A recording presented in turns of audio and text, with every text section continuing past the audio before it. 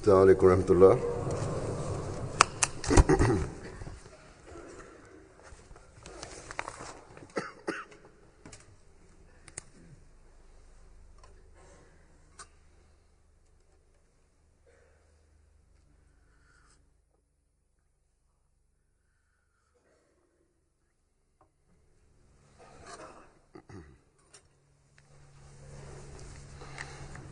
أشهد أن لا إله إلا الله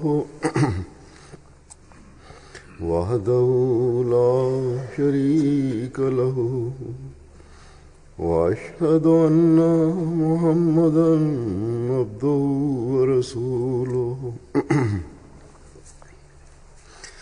أما بعد فأعوذ بالله من الشيطان الرجيم بسم الله الرحمن الرحيم الحمد لله رب العالمين الرحمن الرحيم مالك يوم الدين إياك نعبد وإياك نستعين اهدنا الصراط المستقيم صراط الذين أنعمت عليهم غير المغضوب عليهم ولا الضالين. Днес в Бангладеш започва годишното събрание. Този път в последния ден на събранието няма да изреча проповед, затова те пожелаха, че в петъчния проповед да казвайте нещо с благословията на Бога. Джамата в Бангладеша е много праведен джамат. Това е тази страна, където ахмадите жертваха живота си. 12-13 членовете на джамата са мъченици. Много проблеми имаха и продължават тези проблеми, но с Ахмадия джамат и с истинския ислям в вярата си и твърдението си те са много твърди.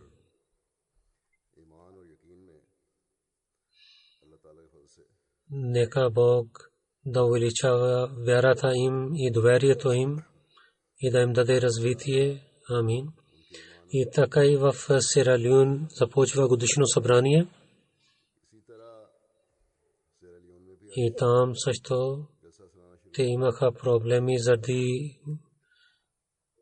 времето и така и за защитата. Те също молиха за молитвата. Нека Бог да им благослови. Амин. Ние винаги трябва да помним, че заради целите, за които ние правим тези събранията, духа на този цел трябва да разбираме и трябва да опитваме този цел да получаваме. Дали е в Бангладеш или Сиера Леон или в другите държави в света. И какъв е този цел? Това е този цел, който обещания Масия алейхиссалату вассалам в различните времена, свързвайки с годишните събрания, каза: аз се надявам, че в началото, откриването на събранието в Бангладеш, те слушаха тези неща, думите на обещания Масия алейхиссалату вассалам. Всеки ахмади в света, всяко време трябва да представи този цел пред себе си, защото това не е целта за 3 дни, но за един Ахмади мусулманин целият живот е свързан с този цел. Затова ние трябва да гледаме тези цели в своя живот. Обещания Масия алейхиссалату вассалам каза, че целта за годишното събрание е това, че да имаме, да станем богобоязливи и да станем праведни. И това трябва винаги да помним. И идването в събранието, на събранието, че вие да разберете истинския страх от Бога, и то е постоянно трябва да има, че такъв страх, който не се само се страхувайки, да не се само да се страхуваме, но че това е страх, че нашия любим да не се ядосва от нас. И това, че идването в събранието и такава духовност да има, че нашите сърца да станат меки за един на друг и да получаваме любовта на Бога, така че помежду си такава братство трябва да има, че хората да казват, това е хубаво. Тези примери показват истинското учение на исляма. Той алейхиссалату вассалам, той също казал на нас, че неговите вярващи да са праведни и смирени, гордостта да махнат от себе си, за получавайки духовно развитие, да проповядват в света истинското учение на исляма, красивото учение на исляма. Ако има враждебността, това няма да спира нашата работа. С знанието ние ще продължим да вършим нашата работа за проповед. И това е нашия цел. Днес,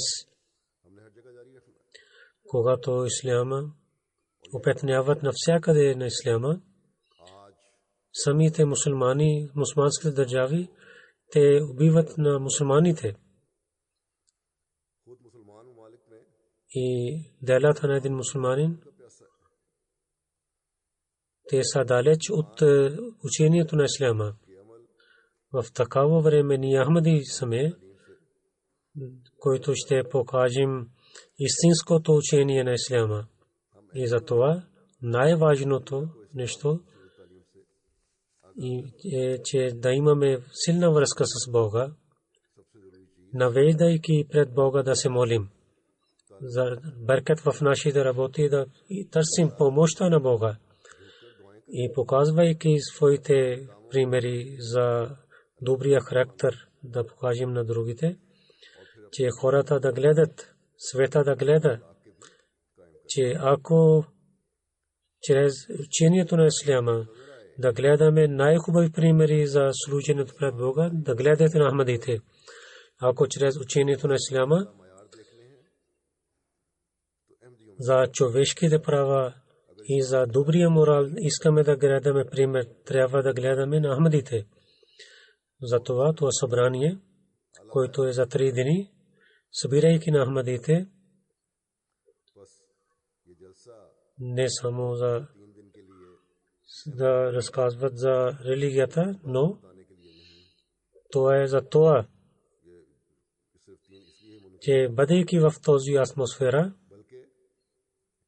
през 3 дни, които има атмосфера там, да пречистят себе си с религията. Наистина те са много твърди. Ахмадите, които живеят тук, както ви казах, че Ахмадите в Бангладеш те ятваха животите си, станаха мъченици, но Бог желае от всеки от нас, че в второто пришествие на исляма, ние да поправим нашите дела и да станем много хубави и да спазваме своите молитви, така както Бог казва на нас в молитвите си, да имаме духовността на молитвите. Затова в миналите две предишни проповеди разказах човешките права да изпълняваме с всичките си усилия.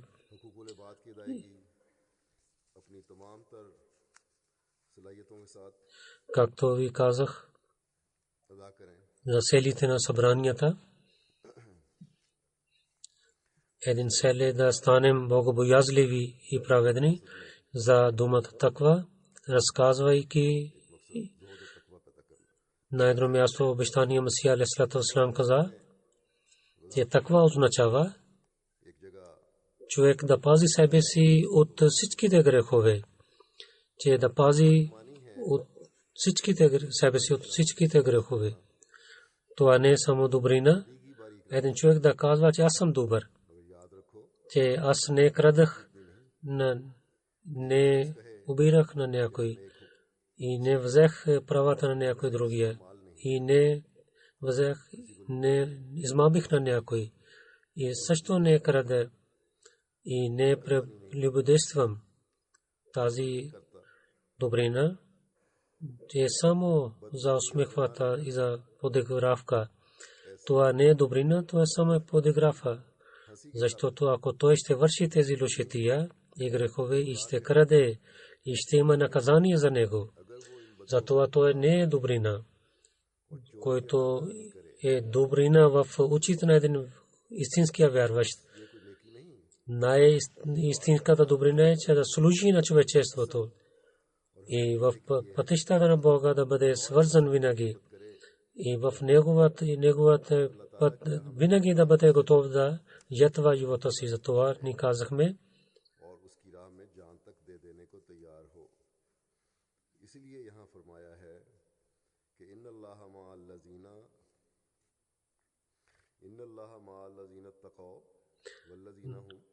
наистина Бог е с онези, които не вършат грехове и също продължават да вършат добрини. Трябва да помните, че само да не вършим грехове е нищожно, докато добрини не са свързани с това. И има и такива хора, които не прелюбодействаха, които не убиваха, не крадеха, не убираха, но въпреки това, по пътя на Бога, те не представиха някакъв добър пример. Те не вършиха грехове, но по пътя на Бога не показаха така пример, за който да хвалим. Или те не служиха на човечеството и така не вършиха никаква добрина. И неграмотен е този човек, който представяйки тези неща и да казва, че той е добър, защото те са греховете, така той няма да стане богобоязлив и набожен човек. Един, който краде, измами, че той е навик на Бога, че Бог наказва на такъв човек. Те получават наказание в този свят. Той не умира, докато не получава наказание. За различните начини той получава наказание. Това не е добрина. Само да казваме, че толкова е добрина.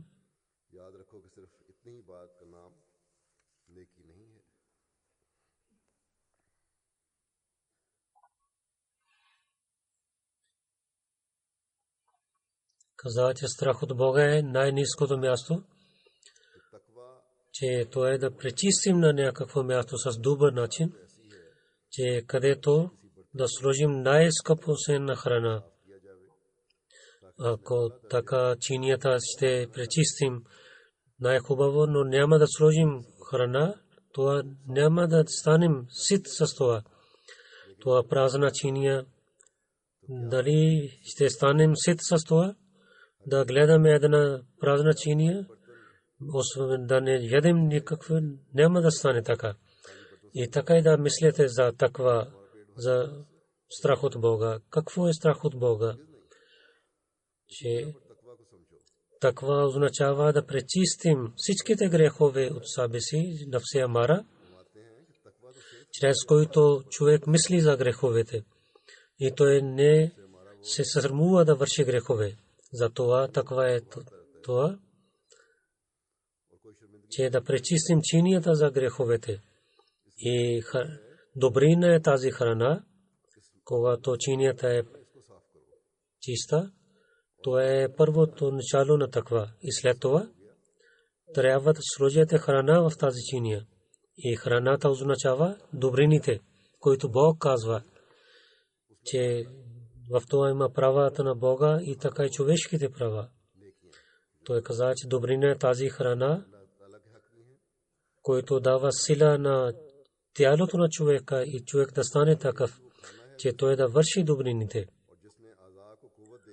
И така той опитва да върши добрини, колкото той има усилия, колкото сили Бог е дал на него. Използвайки тези сили,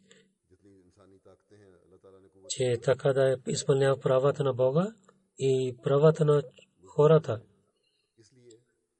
И така той да върши добрини. И той да получава близостта на Бога. Когато тези две неща се събират и така продължават да увеличават добрини, тогава той има страх от Бога и така той ще получава близостта на Бога. И за истинския мусулманин, то е много важно нещо, служене пред Бога. За това, какво е молитва? Какво е служенето пред Бога? Или чудеса? Какви чудеса показва тази молитва и служен пред Бога? Какъв да стане тази молитва? Да знаем истината за молитвата, какви неща да вършим. И чрез тези начини, как да получаваме близостта на Бога. И молитвата какво върши в това, разказвайки тези неща, на едно място, обещания Масия алейхиссалату вассалам казал, че молитвата е тази сила, който прави на един слаб човек, много набожен човек, ще прави на земята злато. Такава сила има.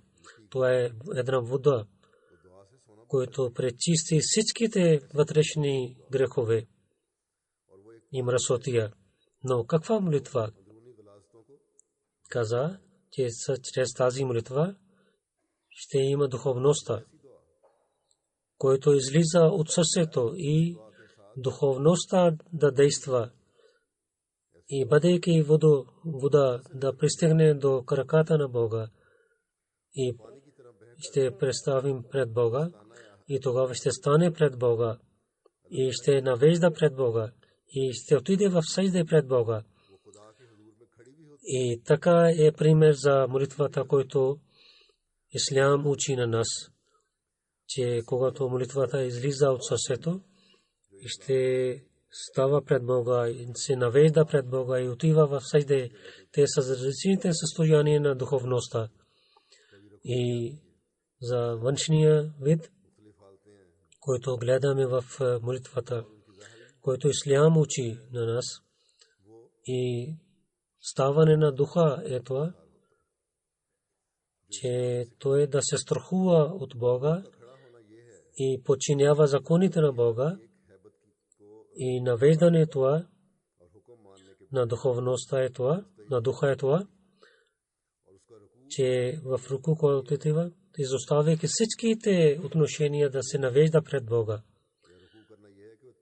Да мисли, че няма велик освен Бога и това става само заради Бога. И съжда това, че бъдейки пред Бога и изостави всичките своите мисли и изостави своето тяло и човек не остава нищо, цялото остава само заради Бога. Това е молитвата, който ще има връзка чрез тази молитва с Бога.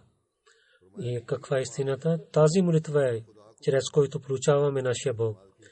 Хората казват, много се молихме, но нямаме връзка с Бога. Те не се молиха така.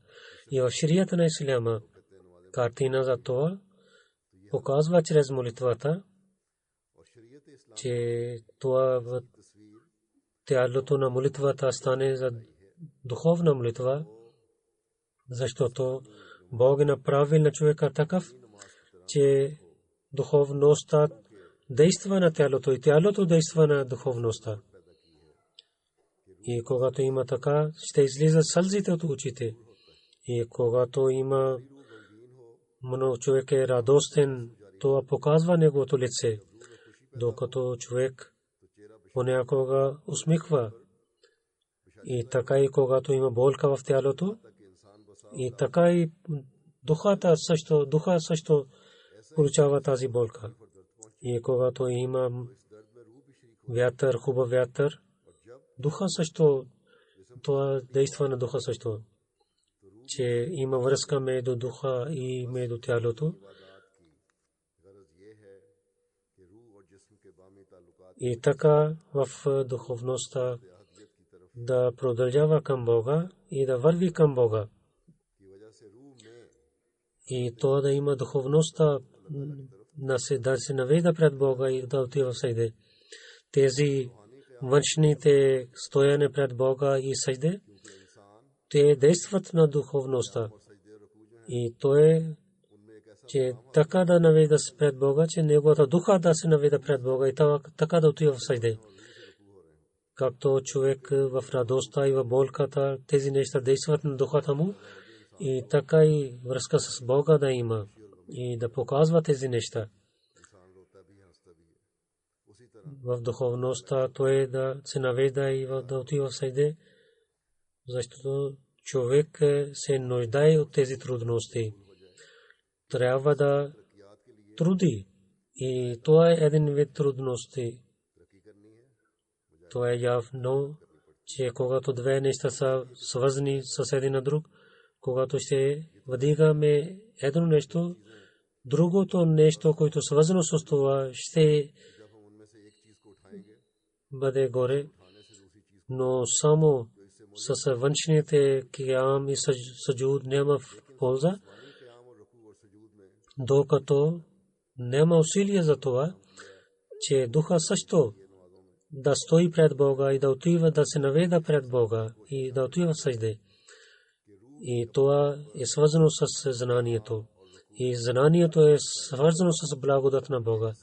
На едно място, че благодат на Бога, че всичко получаваме чрез благодат на Бога, но как да получаваме благодат? И трябва да търсим това също от Бога.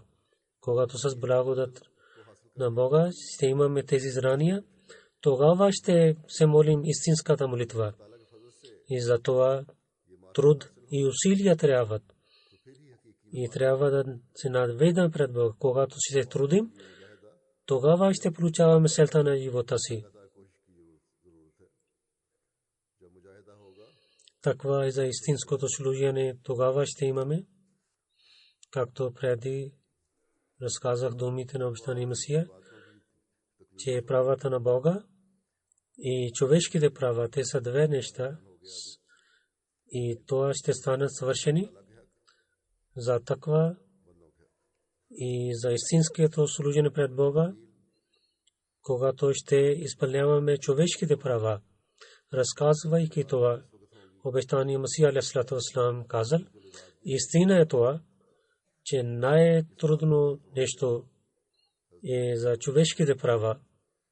Хората се молят, отиват в джамиите, дават данъка закат, понякога ятват живота си, но има и такива случаи, те много трудно става да изпълнява човешките права.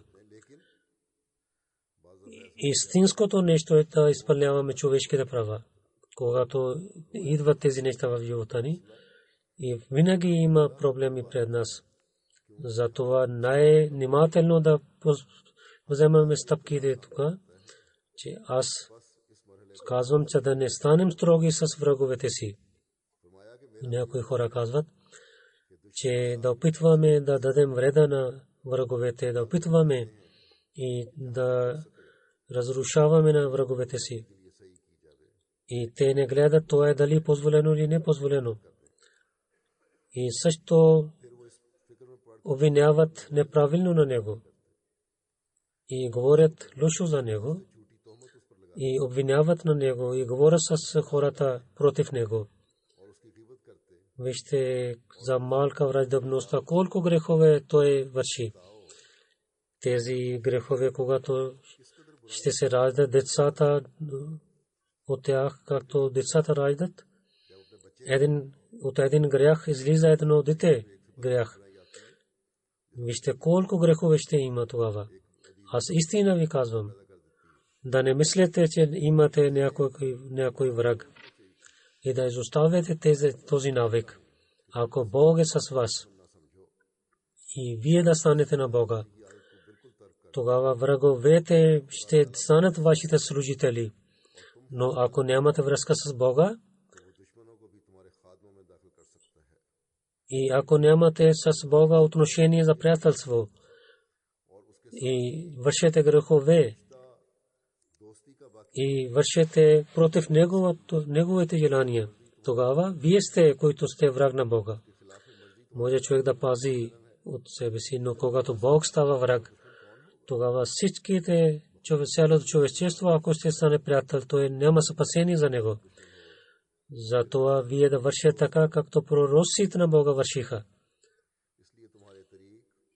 И вашия пример да стане като пример на всичките пророци. И вие да нямате никакъв враг. Винаги да помните, човек тогава има величество, когато той не е враг на никой. Но заради честа на Бога и на неговия пророк, когато има въпрос за честа на Бога и на неговия пророк, тогава там има враждебността. Онзи, който не уважава на Бога и на неговия пратеник, той е враг на тях, тогава той да мисли, че той е вашия враг. Той също обяснява, че това не означава, че вие да лъжете за него и да правите, да дадете болка на него, но да изоставите на него и да отивате далеч от него и изоставяте него в ръцете на Бога и да се молите за него. Ако е възможно да се молите за врага си и да не воювате, да не се карате с него отново. Те са нещата, които са свързани с чистотата на душата. Али, разказвайки случка на Али разиятелен каза, че Али разиятелен се воювал с един враг и заради Бога воювал с него. Най-накрая Али хвърли на него на земята и седна на неговата гърди. Той плува на Али, той изостави на своя враг. Затова каза, че досега воювах заради Бога с теб. Но сега, когато ти плувал си на моето лице, тогава може да стане това част от моето желание. Затова не искам, че заради своето желание да убивам на теб. Това означава ясно, че той не е мислил враг за себе си. Този навик и природа трябва да имаме ние. Че той каза на своите вярващи, че ако заради своите желания и алчността ще дадете болка на някой и така правите враговете и така Бог се ядосва от нас. Затова за своите желания и няма да дадем болка на никой. И с враговете на Бога и неговия пратеник враждебността ще имаме. И така че да се молим за него и да дадем отговор на техните нападения с позволените неща, а не така, че да вършите лошития с враговете, това не е позволено. Нека Бог да ни даде знание за таква и благослови на нас, ние да станем да получаваме близостта на Бога и нашите молитви и служения пред Бога да станат такива, да изпълняваме човешките права с всичките начини и да разбираме тези неща, Бог да прави така. Нашите всичките дела, дали е за светския живот, да бъде с това намерение, че ще получаваме радостта на Бога с всякакви начини. Нека Бог да ни даде възможността за това. Амин.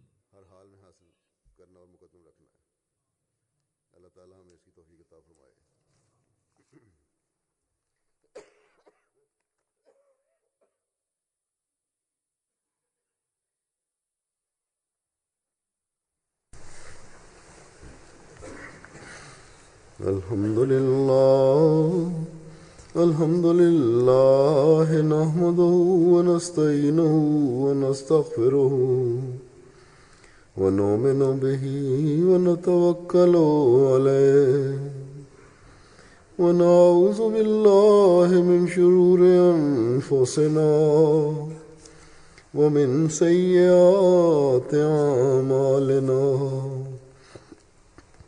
من يهده الله فلا مضل له ومن يضلله فلا هادي له ونشهد أن لا إله إلا الله ونشهد أن محمدا عبده ورسوله عباد الله رحمكم الله إن الله يأمر بالعدل والإحسان وإيتاء ذي القربى وينهى عن الفحشاء والمنكر والبغي يعظكم لعلكم تذكرون اذكروا الله يذكركم وادعوه يستجب لكم ولذكر الله أكبر.